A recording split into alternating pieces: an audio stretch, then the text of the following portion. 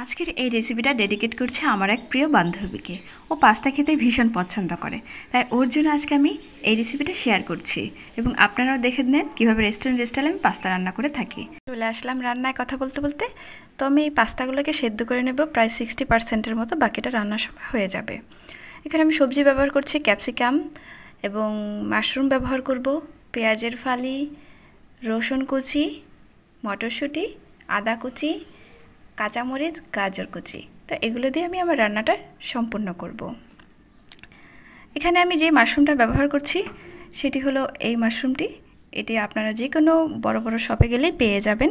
এটার দাম হলো 190 টাকার মতো। এছাড়াও কিছুটা হয়তো ভ্যাট অ্যাড হতে পারে। এছাড়াও আমি ব্যবহার করব ম্যাগি মশলা, মাংসের কিমা এবং একটি ডিম।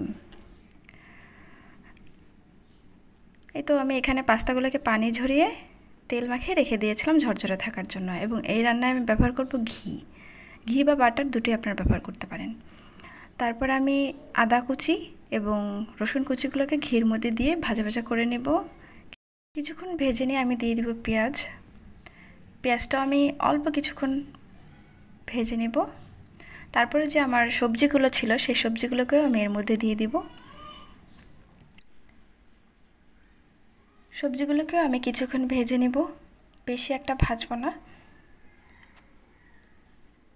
তারপরে আমি যে মাংসের কিমাগুলো রেখেছিলাম ছোট ছোট টুকরো করে, সেগুলোকে আমি এখানে দিয়ে দিব। এরপরে দিয়ে দিব কিছুটা লবণ। পাস্তা আসলে আমরা যেভাবেই রান্না করি না কেন সেভাবেই মজা লাগবে। তারপরে আমি দিয়ে দিব সয়া সস পরিমাণ মতো।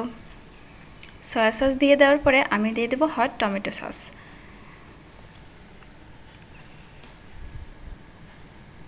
টমেটো সস দিয়েও আমি কিছুক্ষণ নাড়িয়ে চেড়ে রান্না করে নিব।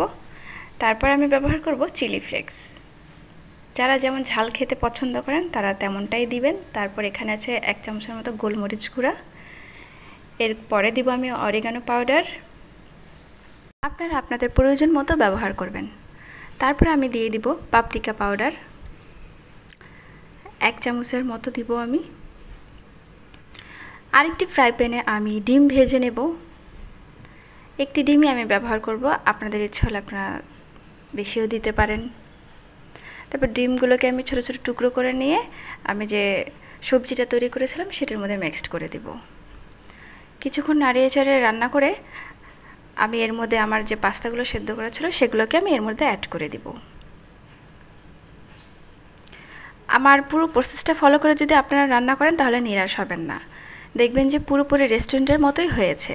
আসলে বাইরে গিয়ে টাকা নষ্ট না করে ঘরে বানিয়ে খেলেই আমার মনে হয় বেশি ভালো হয়। আর অস্বাস্থ্যকর খাবার থেকে দূরে থাকাটাই স্বাস্থ্যের জন্য উপকারী। তাই আমরা চেষ্টা করব বেশিরভাগ খাবার বাসায় বানিয়ে খাওয়ার। মাঝে মধ্যে রেস্টুরেন্টে যাওয়াই যায়। তারপর আমি এখানে যে ম্যাগি মশলাটা ছিল সেটাও অ্যাড করে দিচ্ছি। এরপর কিছুক্ষণ নেড়েচেড়ে ঢাকনা দিয়ে ঢেকে আমি আরও 5 মিনিটের মতো রান্না করে লো হিটে রান্না করে নিব। নামাবার আগে আমি আরও 1 চামচ ঘি দিয়ে নিব। এই তো তারপর নামিয়ে আমি পরিবেশন করে নিব।